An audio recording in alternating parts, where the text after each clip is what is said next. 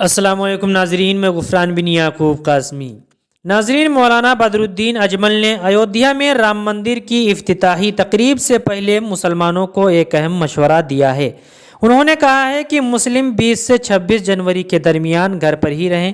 ساتھ ہی انہوں نے کہا کہ بی جے پی مسلم مخالف ہے، وہ ہمارے مذہب کی دشمن ہے۔ دراصل شہید کی گئی بابری مسجد کی جگہ عظیم الشان رام مندر کا ایک حصہ بن کر پوری طرح تیار ہے۔ وزیر اعظم نریندر مودی 22 جنوری کو رام مندر کی افتتاحی تقریب میں شرکت کریں گے، یعنی شری رام کی مورتی اس دن مندر کے گربھ گرہ میں رکھی جائے گی۔ رام مندر کی اس افتتاحی تقریب کو لے کر پورے ملک میں ہندو طبقہ پرجوش ہے اور بڑی تعداد میں لوگ ایودھیا پہنچ رہے ہیں۔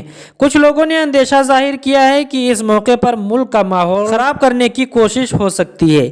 اسی کے پیش نظر مولانا بدرالدین اجمل نے ایک ریلی سے خطاب کرتے ہوئے کہا ہے کہ مسلمان 20 سے 26 جنوری کے درمیان گھر پر ہی رہیں، ٹرین کا سفر کرنے سے پرہیز کریں۔ مولانا بدرالدین اجمل کے اس بیان پر بی جے پی کے شعلہ بیان لیڈر گری راج سنگھ کا رد عمل بھی سامنے آیا ہے۔